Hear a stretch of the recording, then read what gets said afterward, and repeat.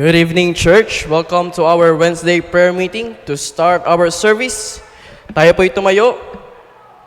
To open us in our opening prayer, may I call on now Brother Enzo Du to lead us. Tayo po'y manalangin, yuko po natin ang ating mga ulo at ipikit po natin ang ating mga mata. Let's pray.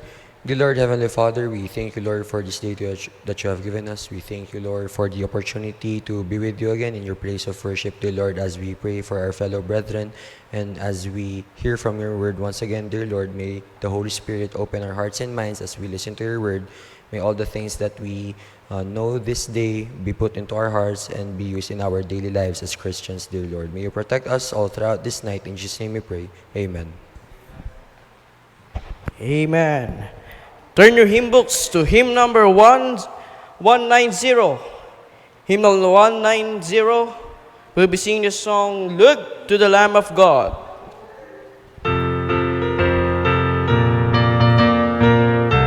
If you from sin or you're longing to be free, look to the Lamb of God on the first stanza now. Ready, sing.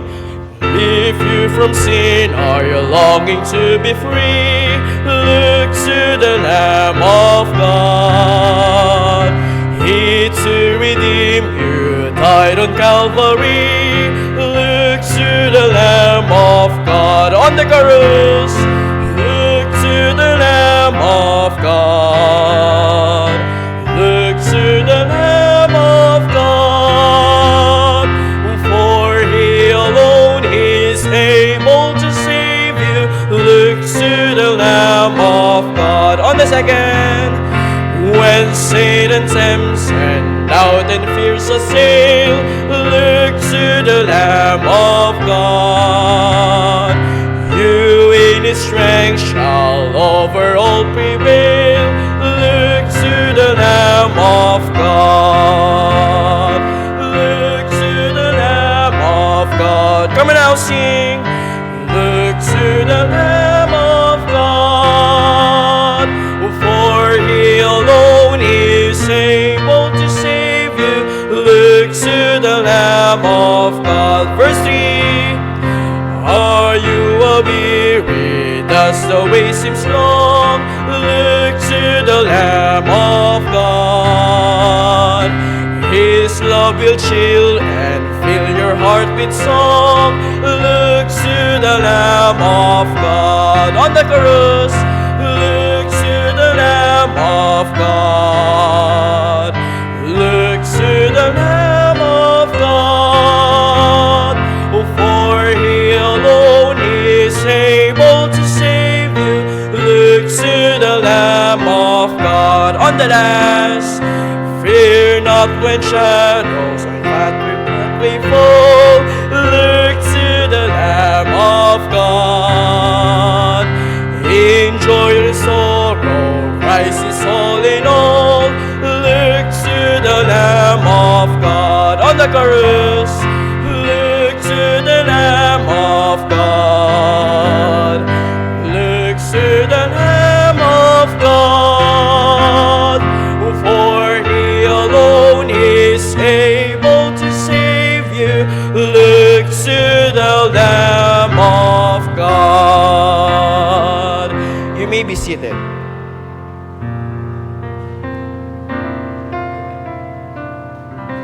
Amen. Nice to see you again sa ating prayer meeting.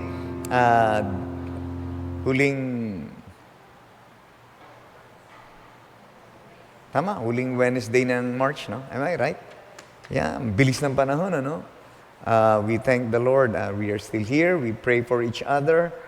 Marami tayong dapat ipag-pray sa mga darating ng events. We would like to hear any praises report or testimony. We would like to hear from you. Meron ba, Sister? Yeah, na-miss ka namin noong nakaraang prayer meeting. Po. Good evening, church. I thank and praise God. Nung papunta kami on the way sa Panikitarlac, I was able to share the gospel to the two of the friends of my children. Ang tinanggap naman nila ang Panginoon. And thanking also na nakapag-share ako kanina sa Grab taxi driver na tinanggap din niya si Kristo. And napakabuti pa rin ng Panginoon. Even though na siya ay RC, yung wife naman niya is a Baptist. Please continue to pray for my children and yung estado ng aking health. And we continue to pray for each one of us. Thank you po. Yun, no? Soul-winning testimony, taxi driver na siya rin, ako rin nakapag-share. Brother David, yan, merong any... Uy, parang may build-up, PA system. I praise the Lord na binigyan pa rin tayo ng opportunity na makapag-share ng gospel. Doon po sa may area namin, may kaibigan po ako na bedridden sa Talipapa. Then yung asawa niya may sakit na brain tumor. Then ano na po siya, bedridden. Then yung wife, inimbita ko, sabi niya, pag-pray mo naman yung husband ko kasi off and on na hospital. Then umakit ako doon sa bahay nila, I gave tracts, nag-pray kami. Then nasharean ko ng konting gospel yung husband kasi unresponsive siya dahil may brain tumor. Pero nag-pray kami. Then after the prayer, sabi niya yung wife, balik ka dito, mag-pray over ulit tayo sa husband ko. And then parang na-touch yung wife na sabi niya, salamat sa prayer niya. Sabi ko, alam mo ma'am, ang Panginoon lang ang magbibigay ng kaligtasan. Although na unresponsive yung husband niyo, still, I know na in his heart, he accepted the Lord Jesus Christ. Kasi nagre-response siya, yung tumatango. Pero yung response niya na parang makasalita dahil may tumor, hindi. Pero yun nga, ipapollow up ko na lang. Then, nagpapasalamat din ako sa Panginoon dahil yung mga worker natin sa children's ministry, nagpupunta doon sa bahay.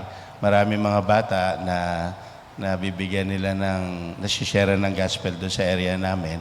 Kaya very happy na yung mga kabataan doon sa area namin, sa pamumuno ng mga workers natin, nare-reach out natin.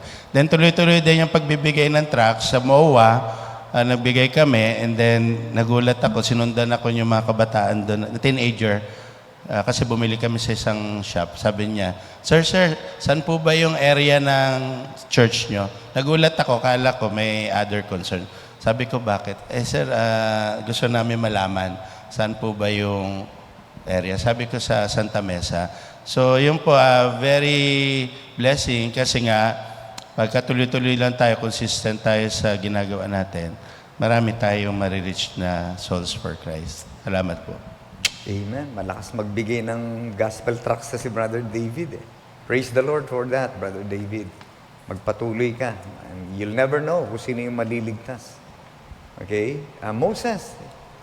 Hello po, hello church. I want to say thank you so much, Lord, for allowing me to share the testimony of His goodness. First of all, I want to say about by God's grace, I was able to finish my second year course, and I thank the Lord for that. And also, I believe that God will continually give bless to study till finish 4th year. And also, I want to share about yesterday, by God's grace, I was able to go to the mountain and to hiking, and I can see the goodness of God. And thank you so much for that. And also, thank you so much, everyone, and thank you so much, Professor. It's all because of God's goodnesses. I thank the Lord for that. Thank you so much. Amen. 2 years na, baby BC. And Moses was able to explore some of the beautiful spots in the Philippines, no? Wow, that's good, Moses. You just enjoy. Okay? Meron ba ba? Anybody?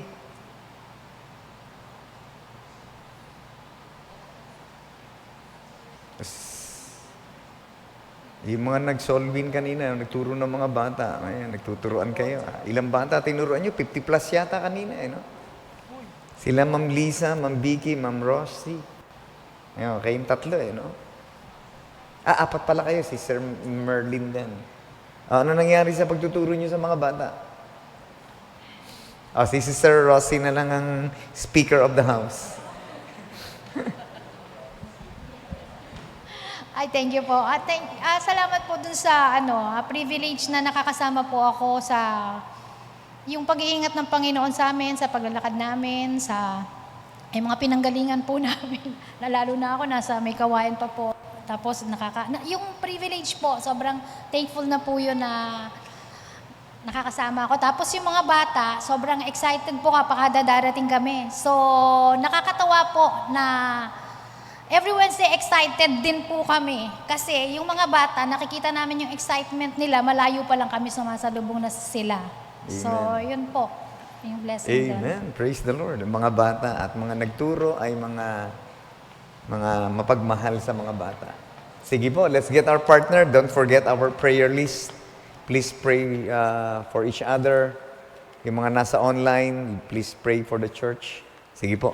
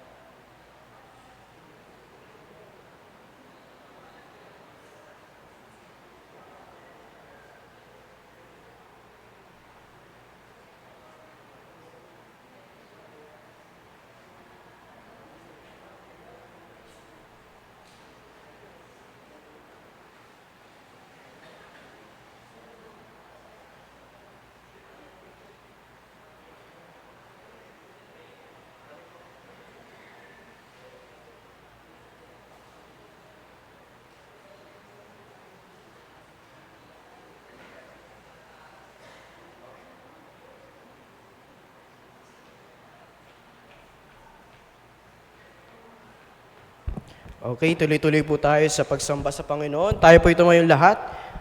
As we sing our welcome song, let us sing Rejoice in the Lord.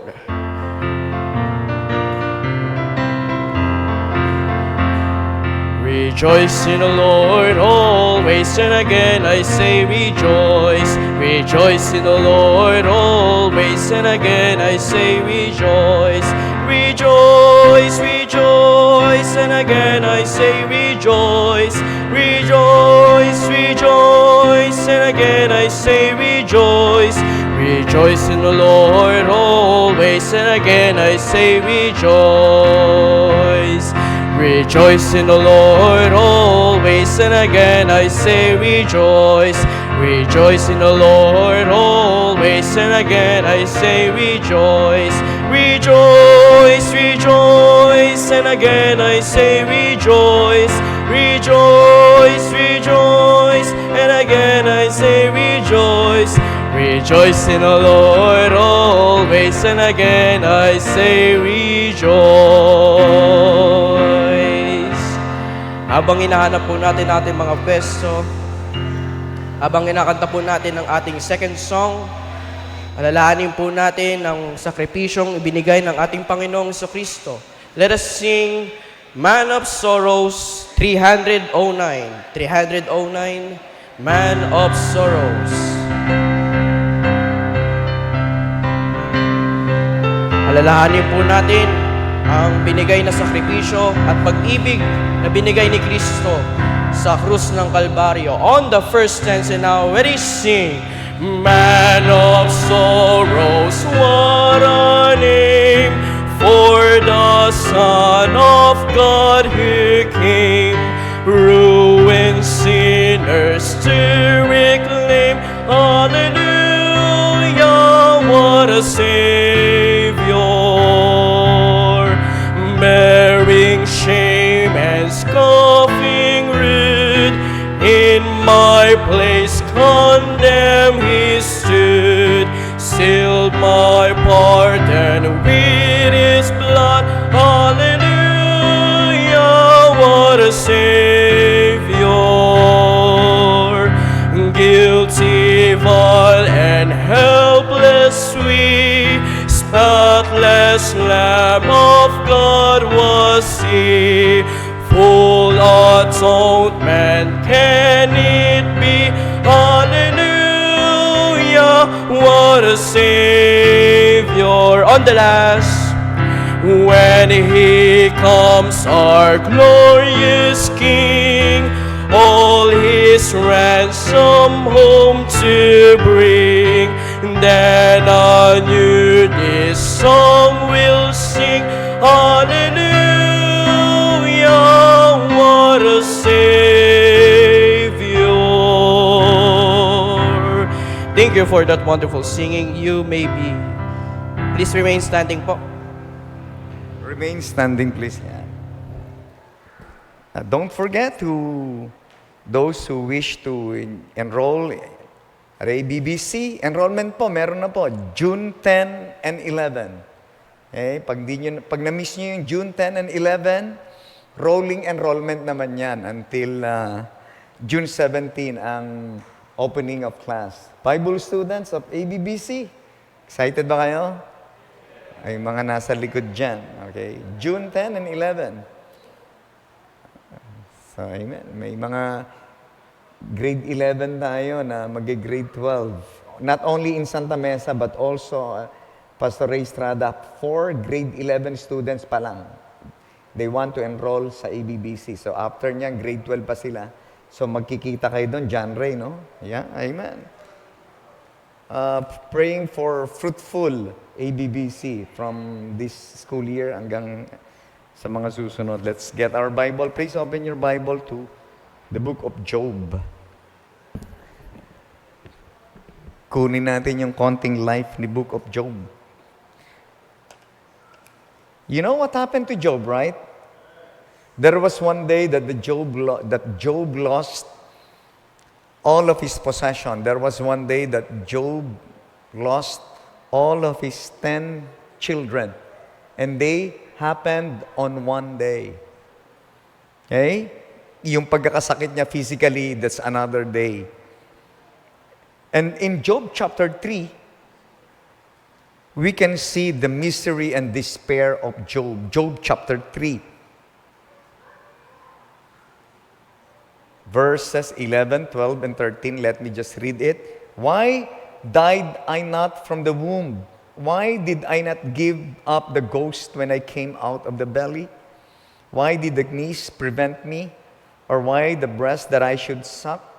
For now should I have lain still and been quiet. I should have slept, then had I been at rest. Lord, we thank you for the reading of your word. Thank you, Lord, for listening to our prayers. Thank you for you are our God. Thank you, Lord, for allowing us to talk to you. We have a direct access to our God because of the Lord Jesus Christ. And thank you, Lord, for hearing. And later on, I believe that you're going to answer our prayers. It may be yes, it may be no, and it may be wait. On all of these are answers from you. Bless our heart with your word and cleanse us from all our sins. We pray all these things in Jesus' name. Amen. You may be seated. Thank you very much. Job, if you're going to read all of the verses from Job chapter 3 and so forth, you would see the misery of Job. The first time that he experienced this, when he heard all of this bad news, medyo okay pa si Job, naked came I of my mother's womb. And then later on, iba na yung prayer niya. Sabi niya, why died I not from the womb? Bakit hindi na lang ako namatay sa sinapupunan ng nanay ko? And he was in deep misery. Namatay lahat yung anak niya. Alam natin, that is unimaginable. And our topic this evening is, why God allows untoward incidents in our life? Or unexpected. When you say untoward, it means not favorable, difficult to manage. And sometimes God allows these things to happen in our life. Unexpected. I'm not saying na ganito yung mangyari sa buhay ninyo that one day ay mawala lahat ang possession ninyo. But I tell you, I believe the Lord is teaching us many things. And there are so many untoward and unexpected things that are happening in our life. Hindi natin yan control. Yung pagtaas ng gasolina, hindi nga natin control. Hoy, tinignan mo talaga gasolina, nagdoble talaga. Nagdoble talaga, di ba? So maglakad na lang kayo, good for the health. Nga lang, pag ang bahay nyo sa Antipolo, ganda rin yun, no? Mula rito hanggang Antipolo. Tapos 250 pounds ka. Pagdating mo ng Antipolo, 100 pounds ka na lang. Minsan di ko alam kung blessing yung pagtaas ng gasolina kasi walang traffic eh. Hindi ko rin maintindihan. Later on, magtataasa na pati mga prices ng mga commodities. And unexpected yan that there was war in the Middle East. And there is war happening in the Middle East. And we don't know kailan niya matatapos and it's still there. And Moses is still here. There is a civil war in his country. Is it going on ba, Moses? Nagtatagalog na tayo. Po. Okay. So he's still here, and don't worry, we are going to take care of you. Okay, I saw you ate with somebody else after your graduation. You know, you have a lot of parents here. You are an adopted son of BBC Santa Mesa. You know that? Adopted? You know the word adopted? Ampon ka namin, ampon. Do you have a girlfriend? Okay, good. You're single. Concentrate with your studies. I want you to finish your bachelor's degree in ABBC, okay? If there are untoward incidents that will happen in your life, the Bible, the Lord is reminding us, unang-una, I want you to know why God allows untoward incidents in our life. Number one, to show that earthly riches are uncertain. To show that earthly riches are uncertain. Finances, possessions, house, car, they may be gone in a matter of seconds. Are you aware of that? Merong isang member natin, hindi ko na babanggitin yung pangalan niya, Ganun pala rin, pag binibenta mo yung mga material mo, binenta mo yung kotse mo, tapos nakita mo lumalayo, no, medyo masaktan ka, di ba? Binenta mo yung PS4 mo, nawala ka na, I'm talking to the younger generation, hindi nyo naiintindihan yun. Alam nyo ba yung PS4? PlayStation nila, let's say, binenta nila, and then you have to, and these are possessions are uncertain. The pleasures that they bring are just temporal. And sabi ng Bible, lay not up treasures upon the earth. Where your treasure is, there will your heart be also. When material treasure is your priority, there's a big problem with that because earthly riches are uncertain. Hindi mo alam kung kailan yan nasa kamay mo. Kasi sabi ng Bible in 1 Timothy 6:7, we brought into this world nothing. And it is certain we can carry nothing out. When we came out from our mother's womb, we did not bring anything. Sino rito nakasingsing na kayo nung kayo ay pinanganak? Wala. We came here, ang dala lang natin ay kasalanan. So, meaning to say, when there are things, when material things, instantly, nawala sa iyong hawak, it is just a reminder. The Lord is showing us that earthly riches are uncertain. You can never trust earthly riches. Hindi ka pwedeng magmayabang kahit mayaman ka. Because mawawala yan. Kahit isang iglap lang yan, mawala yan.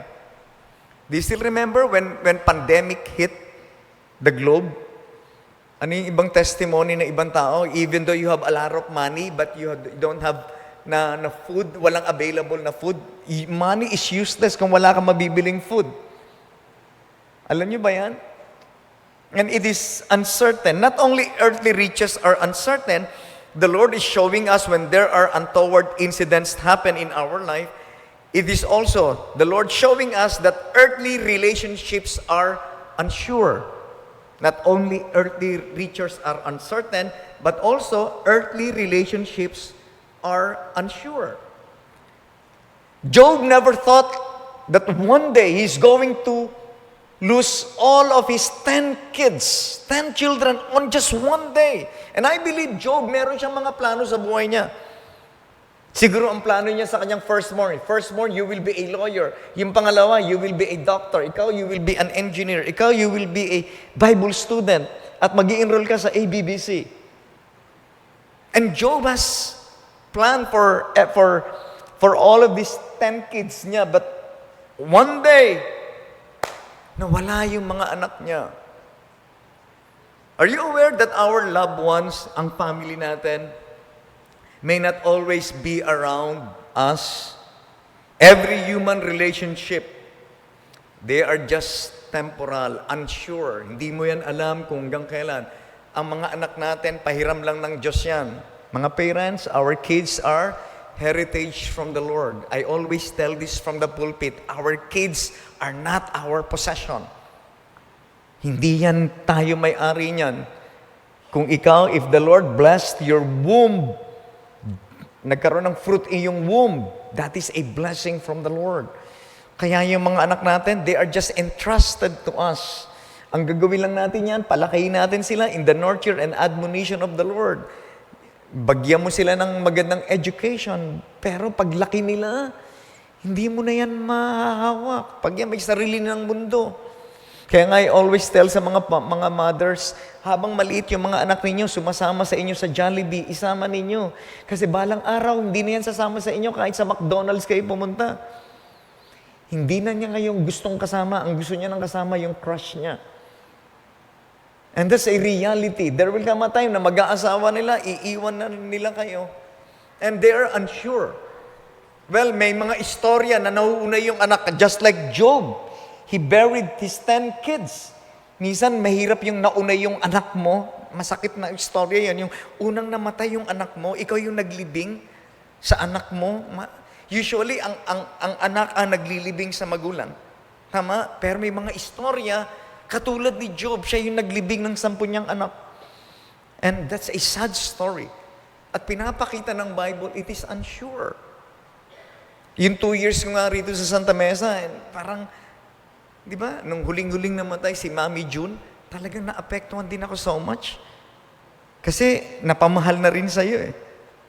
Di ba? So, and it is unsure. You'll never know, yung kausap mo ngayon, next Sunday, hindi mo na siya kasama. And hindi mo yan pwede ipagmalaki. Hindi, Pastor, malakas pa naman ako. Ang death walang pinipili. Whether you're young or old, may sakit ka o wala. Ito nga ang ano ng Bible, ito nga ang istorya ng buhay ng tao. Minsan, mas nauuna pa yung walang cancer. Mas humahaba pa yung nagkaroon ng breast cancer. Humaba pa ng ilang taon. Pero yung isang mayabang na malakas, ayun, na motor accident, patay. And you'll never know. Because every relationship is unsure. Even girlfriend and boyfriend relationship, it is unsure. Every relationship, that is a reality in life. Death may come anytime. Whether you are a believer or unbeliever, it is inevitable. So that's why the very lesson is enjoy every relationship that you have. Every human relationship, enjoy nyo yan. Habang yung mga anak nyo nandyan, enjoy nyo yan. Habang yung friends nyo nandyan, enjoy nyo yan. Because earthly relationships are unsure. There will come a time na mawawala na yung mga mahal mo sa buhay around you. It may be death, it may be, nang ibang bansa na sila, and they are unsure. You just treasure every moment, every opportunity. Not only that, why the Lord allowed these things happen in the life of Job, to show that earthly reasons are undependable. To show that earthly reasons are undependable. You know, when ang human understanding is limited. Our understanding is finite. That's why meron sa Bible, sabi ng Proverbs 3:5, lean not unto thine own understanding. And I tell you, if you happen to experience untoward, unexpected incidents in your life, you are going to ask many questions. You're going to give out your reasoning and you will ask, why? And I believe si Job, meron din siyang mga tanong, why? Lord, why? Why you took my 10 kids? Even yung mga friends ni Job, actually, they falsely accused him. Mag-isip ka, and then there will come a time na wala ka nang ma-answer talaga. And Job was looking for answers. Yung feeling mo, yung emotions mo are not enough to answer your situations. And explanations are also not enough. That's why pag may kaibigan ka na matinding pagsubok, sometimes you don't need to talk many things. Ang kailangan lang ng mga, alam niyo, I found out yung mga taong malaki ang problema, hindi nila kailangan ng words actually from you. Ang kailangan nila, nandun lang ka, nakikita ka lang nila. Minsan yung presence ninyo is already an encouragement. Yun lang, intabihan mo lang yung kaibigan mo, namatayan ng aso. Minsan, huwag niyong gagawin na may mga ganyan din ang feeling. Tabihan mo lang siya. O kaya, namatayan siya ng nanay or ng anak, tabihan mo lang siya. Ihag mo lang siya. No? Hindi mo kailangan ng maraming salita. Just be there. You know, earthly reasons are undependable. Mag-iisip ka, Lord, why? Bakit? Ba't ganito? And alam ko, may mga tanong kayo sa buhay ninyo. At ako rin, meron ding tanong sa buhay ko. But there will come a time that earthly reasons are undependable. You are going, sabi lang ng Bible, lean not unto thine own understanding. Earthly reasons are all a losing ground. You begin to sink pag nag-depend ka sa iyong reasoning.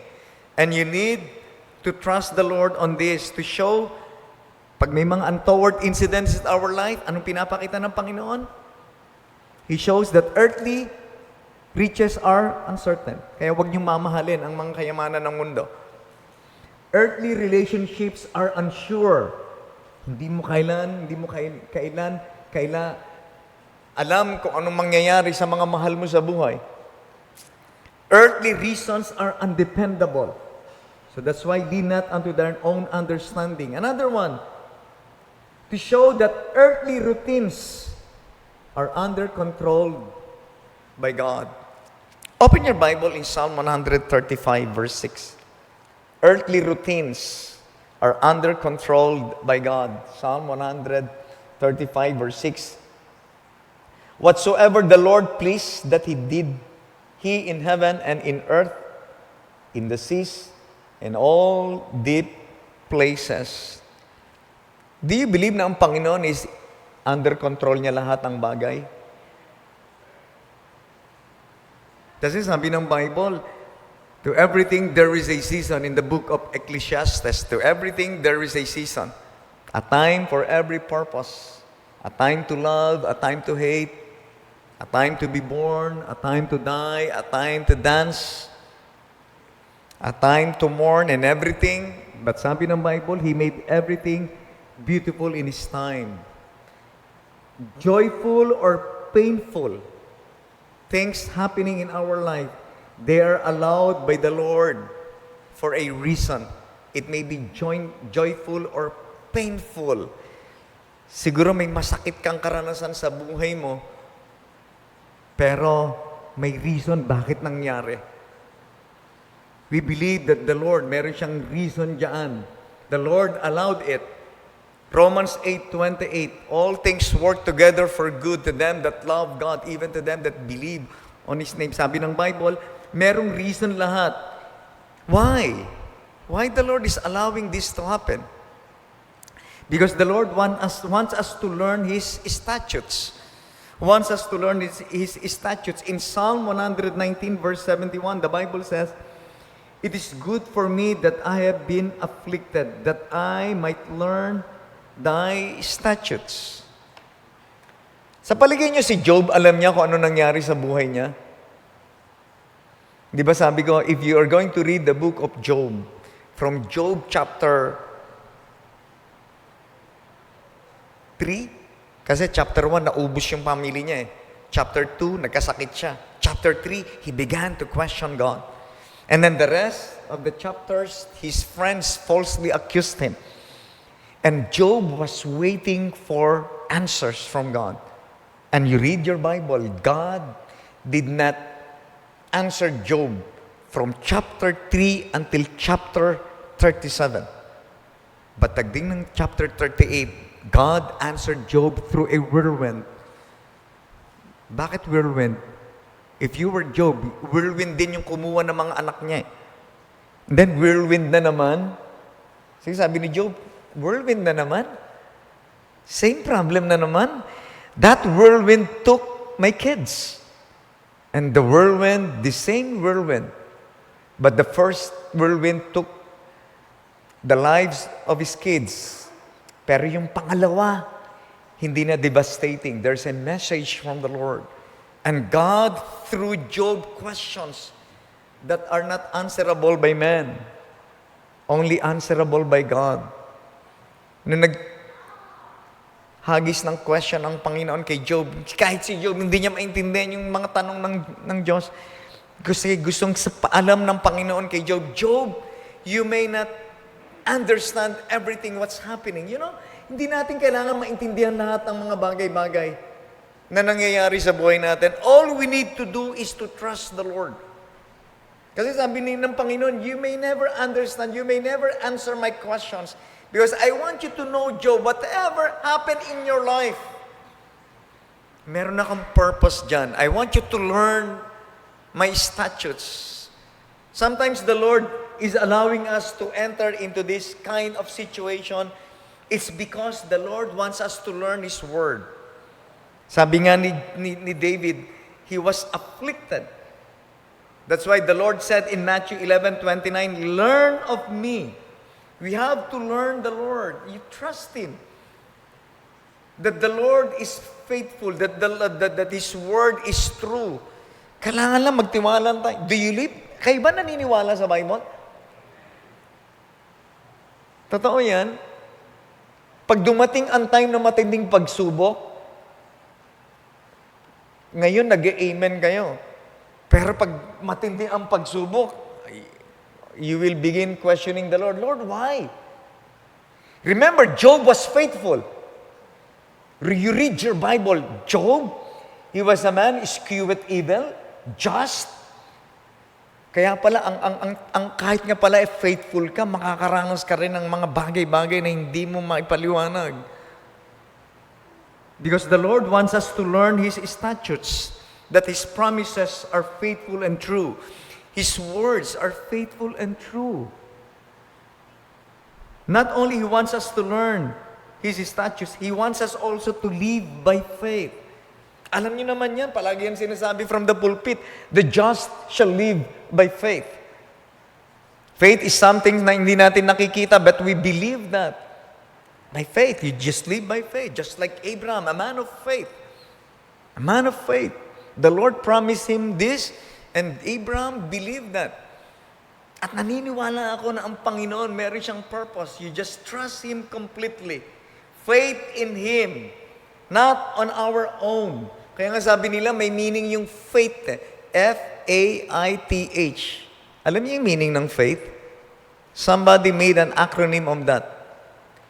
Forsaking all, I trust Him. Forsake your worry, your doubts. You just trust the Lord. Sabi nga, if you have trusted the Lord with your soul, how much more yung mga problema natin? Kung pagkakatiwalaan natin ng Panginoon na hindi na tayo pupunta ng impyerno. And I believe na ang taong mga mananampalataya, we have to live by faith. By faith. Yes, God allows it. He wants us also to live by grace. Alam nyo rin yan, palagi yan sinasabi sa Bible, the grace of the Lord is sufficient. Ang totoo niyan, araw-araw naman, the grace of the Lord is sufficient. Di ba? Ang Diyos ba, sufficiente? Sapat ba ang biyaya ng Diyos sa buhay natin? Sapat ang biyaya ng Diyos. Minsan sabihin niya, paano naging sapat ang biyaya ng Diyos? Ang taas na nga ng gasolina. Biyaya pa ba ng Diyos yan?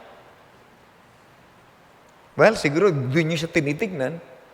Pero maniwala kayo sa akin, kahit tumaas ang gasolina, the Lord will prove that He is true to His word. Gusto niyo tumaas pa yung gasolina? Siguro, humanly speaking, ayaw natin. Di ba? Pero alam niyo, whatever happened in this world, nagkaroon na nga ng pandemic eh. Sino ba sa atin noong 2020? Huwag kayong magsasabi sa akin na hindi rin kayo natakot noong 2020. Ha? Hindi, pastor, hindi ako natatakot. Matapang ako nung pandemic. Kahit magka-COVID ako, I trust the Lord. Come on! Kasi hindi ka lumabas ng pandemic. Ako lumabas ako ng pandemic kasi hinahatid ko ang anak ko, social worker. Yung isa, naggumagawa ng gamot. So, sinusundo ko sila ng 11 ng gabi. You know, sino lumabas ng pandemic ng 11 ng gabi tsaka madaling araw? Hindi kayong mga sundalo. Ako lumalabas ako, nagdadrive ako. Sukat Road, nakakatakot. Nakakatakot talaga. Walang ilaw, walang tao. Tapos maririnig mo lang yung tunog, ano to, The Purge? Nakakatakot talaga. Alam niyo ba nung pandemic, kala mo end of the world na, tapos ang daming namamatay. Thousands of people died every day. Tapos ikaw nalakit, nawawalan ka na ng lasa. Wala ka ng pang-amoy. Nakakatakot yun. Pwede ka nang sumunod. And a lot of pastors died during pandemic. Ang daming, alam niyo ba, hindi kasi updated, ang daming pastor na namatay during pandemic. Quinlan, Boyd Lyons, meron akong kilala, Cabrera, ang dami kong kilalang pastor. Kaya nga nung nagka-pandemic ako, parang ako susunod But by the grace of the Lord, we're still here. Biyaya rin ng Diyos. Bakit tayo minsan, hindi nyo ma-appreciate niya. Ma-appreciate nyo kasi hindi araw-araw ganyan ang istorya ng buhay. I am telling this to you, siguro wala kang pagsubok sa araw na ito.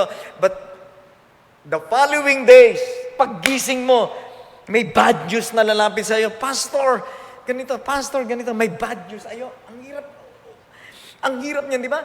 When I was reading the book of Job, lalo na yung servants, nagdala ng news, Master Job, yes? Paano niyo isasabihin kay Master Job na namatay lahat yung anak niya? Diretso ba yun? Patay. Lahat ng anak niyo, Master Job, patay. No! Ang hirap i-report nun. Meron akong kaibigan na kapitan ng barko, namatayan siya ng crew sa barko, ni-report niya sa Laguna. Ang hirap niyang, paano niya uumpisahan sa may asawa na may 2 anak na namatay yung asawa niya sa barko. Ang hirap nga, yung asawa niya, nagpakamatay. Kasi pag nakamatay, walang insurance lahat yun, di ba? Pero ginawa na lang ng paraan para mabigyan ng, kasi kawawa naman. Sabi niya, ma'am, namatay po yung asawa niyo sa barko. Iyak talaga. Pero wag po kayong mag-alala. May makukuha po yung asawa niyo. Mga 2 million. Oh, talaga. Yung iyak niya biglang napalitan ng, siguro nga may 2 million. Hindi niya alam kung blessing yung pagkamatay ng asawa niya. O hindi, pinapatawa ko lang kayo. Pero kung kayo magre-report nun, Master, and Job, when he heard that, surprise yun. Sometimes, ang bad news, surprise. And how would you handle that? Ngayon, nakahandle nyo, wala kasing problema. But one day, sabihin sa inyo, hey, your mom died. Your dad died. Yung anak mo namatay sa isang vehicular accident. Inatake sa puso si pastor. Wag naman sana ako nun, no? May mga ganun eh. Si pastor, ganyan. Yung isang deacon, yung isang ganito, yung isang youth leader, yung isang kabataan, nahulog sa bangin. And how would you handle that? And they are unsure. Every relationship, every possession. And remember, the Lord wants us to learn these statutes. You go back to the Lord. Pag may problema ka, you just go back to the Word of God. Go back to the Word of God. Kasi walang magbibigay ng comfort sa inyo, kundi ang salita ng Diyos. And lean not unto your own understanding. Hindi mo kayang sagutin yun. And there are happenings in our life na hindi kayang sagutin with your finite understanding. And all you have to do is to believe the Lord by faith and learn His grace, learn His statutes. And also, He wants us to look for Him through prayer. Call unto me, sabi ng Panginoon, you just call unto me. Tawagan mo ako. Call, and we can talk to the Lord anytime. Minsan masarap nga, I don't know. Tanong ko sa inyo, sa buhay niyong Kristiyano, kailan kayo naging malapit sa Diyos? Nung marami kayong blessing o nung marami kayong problema? Kailan kayo naging stronger Christian? Nung marami kayong blessing o yung marami kayong problema? Kailan kayo naging prayerful? Nung marami kayong blessing o nung marami kayong problema? Kailan kayo lalong pumunta ng church? Nung marami kayong blessing? And when problems come along the way? Kailan kayo naging stronger na Christian? Nung maraming blessing? O nung maraming problema? Di ba? The Lord allowed these things to happen. Kasi mas lalo tayong napapalapit. Nagiging lalong prayerful tayo. Naging lalong mapagbasa tayo ng Bible. Lalo na pag nalaman mo na may nagkaroon ka ng sakit, hindi ko nang pinagpe-pray na magkaroon kayo ng sakit, yung nalaman mo, stage 4 na pala yan. Di ba? And the Lord said, just call unto me. And these things are happening in our life. Hindi po ito kwentong barbero. These untoward incidents, they happen. They just happen in our life. One day, bukas nga, hindi natin alam kung anong maririnig nating news. Bukas nga eh. Tomorrow, di ba palaging pinipreach from the pulpit, kahit tomorrow, hindi nyo alam kung anong mangyayari sa buhay nyo. Kahit tomorrow, hindi nyo alam kung makikita nyo pa ang mga mahal nyo sa buhay. That's why you always treasure everything. Yung nakapunta ka ulit ng church ng Sunday, and you worship the Lord, and nakita mo yung mga friends mo, wow, Yung may sakit ka, you manage to go to church, that's another grace. Minsan, pag may sakit ka, nabibilang mo yung grace ng Panginoon. But pag ikaw malakas, you take it for granted. Tanungin nyo yung mga members na may sakit. For them, every Sunday is a victorious Sunday. For them, every Sunday is a grace Sunday. For them, every Sunday, talagang blessing from the Lord. Ang ibig sabihin lang dito, gusto ko lang ma-appreciate nyo ang Panginoon. Habang wala kayong sakit, you just thank the Lord. You just thank the Lord. Kasi there will come a time, iba na ang strength nyo. There will come a time, merong mga relationship na mawawala ka. There will come a time, hindi na ka na ganyan maglakad, hindi ka na ganyan huminga. There will come a time, untoward incident will happen in your life. Pero don't ask the Lord, why? Just trust the Lord. He wants us to learn His statutes. He wants us to live by faith. He wants us to live by grace. And He wants us to look for Him. Kasi nasa Kanya yung sagot. Remember the preaching last morning ng Sunday, sinabi ko, when Peter saw everything in Jesus Christ, lahat pala na kay Jesus Christ ang sagot.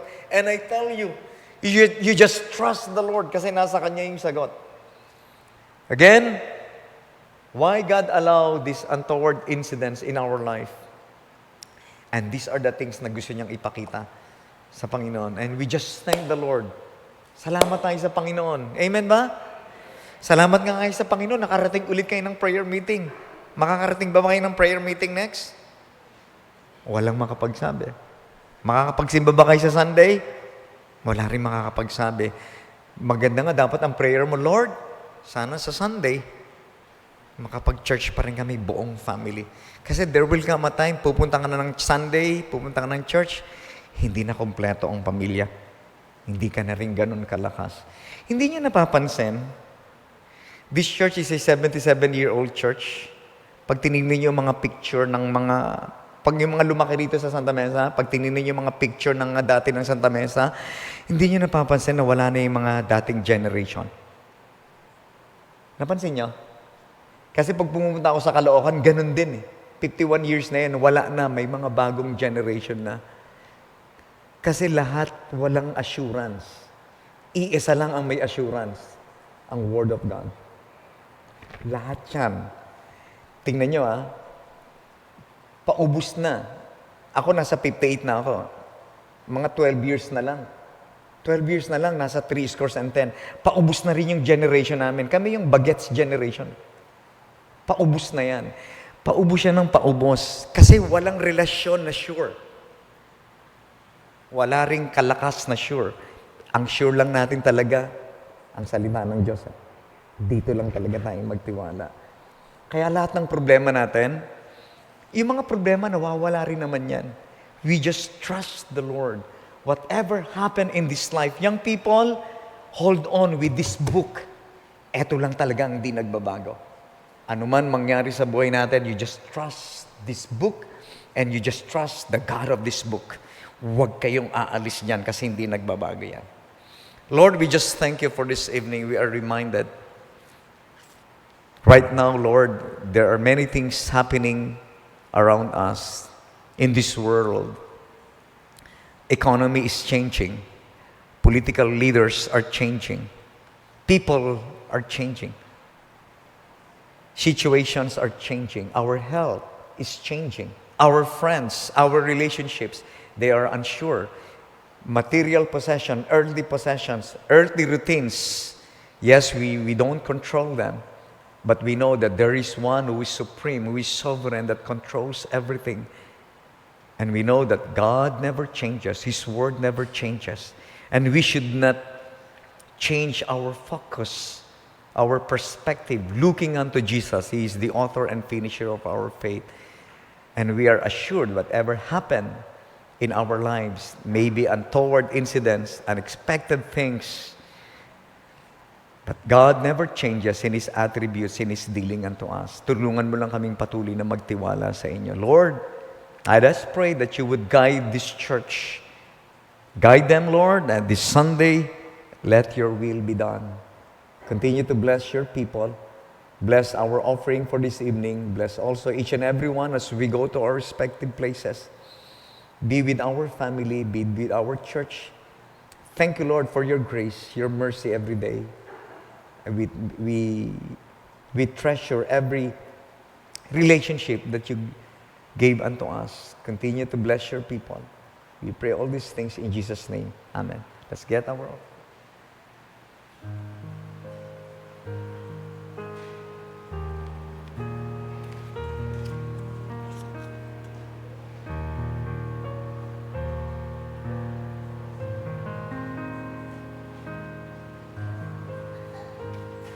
God bless your gift.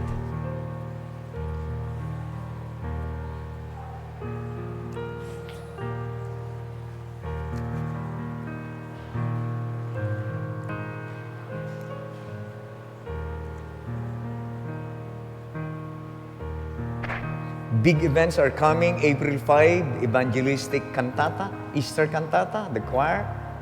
Mag-invite kayo ng friends. And April 9, the youth 1-to-1. 1-to-1 yan, Ecclesiastes 12:1. Yan, okay? Yeah, the BBC Saya will host a youth rally on April 9. Okay? Okay, God bless everyone. Ingat po sa pag-uwi.